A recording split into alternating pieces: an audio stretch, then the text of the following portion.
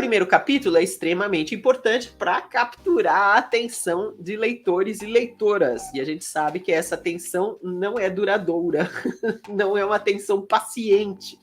Então, a gente tem que usar de todas as artimanhas possíveis para que isso aconteça. Então, o que não fazer? Não. Não comece com explicações sobre o mundo, a sociedade, o sistema de magia, ou o que quer que exista ali. Se for uma fantasia, você não vai explicar como é que o seu mundo funciona.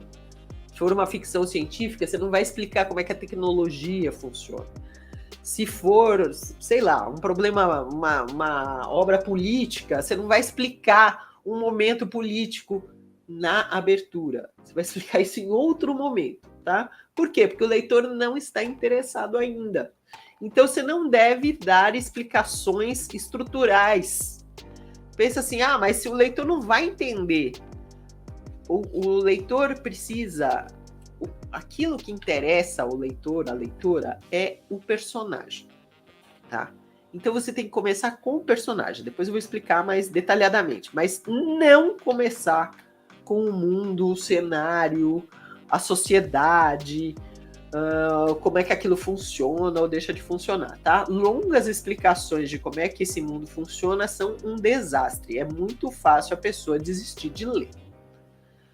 Muito bem.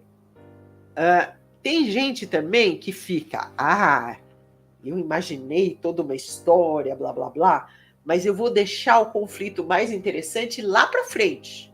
Então, aqui eu vou fazer só uma besteirinha de introduzir o personagem. E aí, não, tá? Você tem que botar... Gente, eu vou repetir. O primeiro capítulo é essencial. Se você não botar algo muito interessante no primeiro capítulo, as pessoas não vão continuar a ler, não vão comprar a sua obra. Então, você pode não expor todo o conflito, mas uma parte do conflito, algo que seja interessante, tem que estar no primeiro capítulo. Você não pode não explicar totalmente o seu personagem. Tem gente que vem com personagens misteriosos, né? Às vezes tem uma história policial que o ponto de vista é o assassino que está contando, e a gente não sabe disso ainda. Então tá meio misterioso quem está falando. Mas tem que ter o suficiente do personagem para que o leitor se interesse. Então, não vá deixar o melhor, o mais fantástico lá para frente, tá? Desde o começo tem que ser muito interessante. A Andrea Sedlacek tá falando. No meu livro, a personagem foi sequestrada quando criança. Eu tento ir mostrando o que aconteceu durante a história. No entanto, já me sugeriram que eu faça prólogo. Neste caso, seria interessante? Andrea, é como eu disse. Se você vai começar com uma ação bem forte, algo extremamente importante, ser sequestrado é importante, né? Você mostra, de repente, o que a personagem sentiu, deixou de sentir, tarará. Muito bem. E isso tem que ser encaixado na narrativa de uma forma muito integral, tá? Então é como eu disse, se você colocar um prólogo, esse prólogo tem que ser essencial para a compreensão da história. Pode concentrar num prólogo ou pode ir dando como flashback, conforme você vai contando a vida da sua personagem. A maior parte dos escritores prefere assim, tá? Prefere botar o personagem seguindo a vida, já tá adulta, já não sei o quê, e de vez em quando lembra. De vez em quando lembra alguma coisa da situação quando criança, o que aconteceu, ou a pessoa que causou aquilo, o trauma, não sei o quê, fica dando flashbacks. Em geral, isso funciona melhor do que botar tudo numa cena grandona, mas você pode experimentar para ver o que você gosta mais, né? Não tem certo e errado. Olha, a Nômade Cósmica aqui, ela é fã, hein? Prólogo eu uso e abuso. Modéstia à parte, leitores beta elogiaram bastante. Então tá, né? Você vê que tem opiniões divergentes a respeito, né? Tem gente que não gosta, tem gente que gosta. Se você faz um prólogo que funciona, que faz uma parte bacana da história, muito bem, né? Cuidado, tá? Para não colocar no prólogo algo que não aparece mais na história. Eu li outro dia uma fantasia que, assim, começava com 2 gerações antes, né? Era o avô do personagem que estava lá fazendo qualquer coisa. Gente, aquele avô, no correr da narrativa, já tinha morrido e nada do que ele tinha deixado de legado e fazia tanta diferença, entendeu? Então, não vale a pena, né? Não faça prólogos assim. E tem uma outra coisa, vocês podem dar sua opinião, né? Mas eu também sou totalmente contra quando eu tô lendo originais e deparo com isso. Eu falo, pelo amor de Deus, muda. Que é encher, logo nas primeiras páginas, você encher de nomes. Nome de personagem, nome de lugar, palavras, se você está inventando uma língua, informações variadas. Às vezes você não está explicando todo um sistema, mas você bota muita coisa, sabe? Então, o leitor nem engatou ainda e já tem, sabe, toda uma família, né, indo para um monte de lugares. Eu li um original uma vez que tinha, nas primeiras 7 páginas, tinha 50 personagens.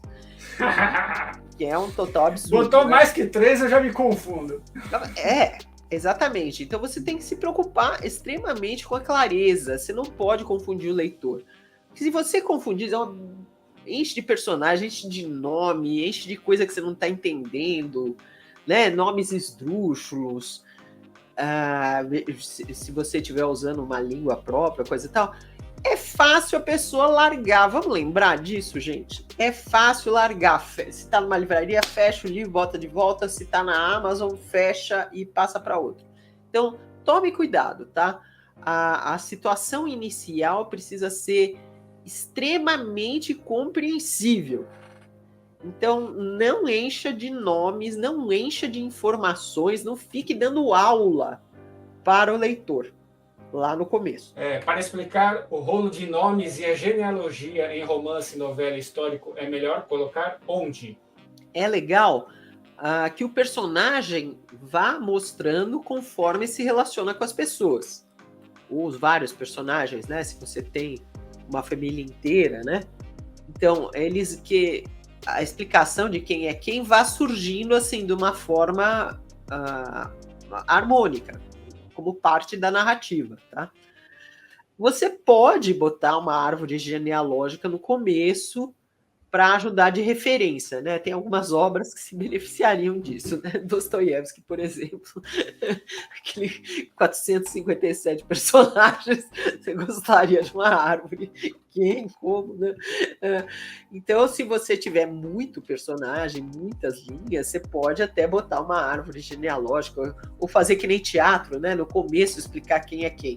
Mas o melhor é a própria narrativa e introduzindo. Conforme o seu protagonista vai encontrando com as pessoas, a gente vai descobrindo quem eles são e no que eles interferem na vida do protagonista, tá? Mas você que sabe, né? Você pode usar, então, a forma mecânica, bota uma listona antes e depois vai tocando a história, ou então a gente vai descobrindo conforme o protagonista vai pra lá e pra cá. E também, não comece com um dia monótono, chato. Tem gente que assim, primeiro eu vou dar a rotina do personagem, aí eu vou dar aquele incidente que tira o personagem da rotina. Não, sugiro não, tá? Não dê muito da chatice. Então, você só descreve a rotina do personagem se a rotina do personagem for interessantíssima.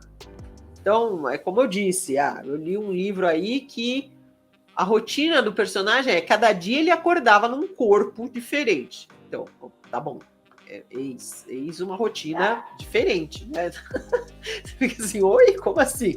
Então, captura a atenção. Ou então você vai estar escrevendo a rotina, sei lá, de um personagem que trabalha como protegendo os animais de um parque, uma reserva florestal que tem leões.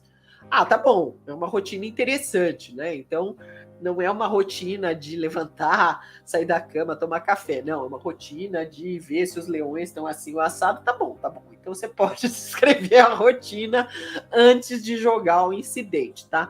Mas se você tá num personagem que tem uma vida um pouco mais próxima do leitor, não é assim tão esdrúxula, tão diferente, não fique muito tempo escrevendo rotina. Se puder já começar com um incidente que arranca o personagem da rotina, e de vez em quando ele lembra, ai, nossa, nem deu tempo de tomar café, já tô aqui morrendo de fome, tendo que resolver os problemas X ou Y, é melhor, tá? Do que ficar descrevendo, levantou, se espreguiçou, fez isso, fez aquilo, blá, blá, blá. Olá, eu sou a Laura Bacelar. Eu presto vários serviços no mercado editorial. Eu ajudo autores a tirarem dúvidas com consultoria, eu faço mentoria para quem quer escrever livros de não ficção e eu faço leitura crítica com viés editorial. Se você tiver interesse, veja os meus dados de contato aqui abaixo desse vídeo.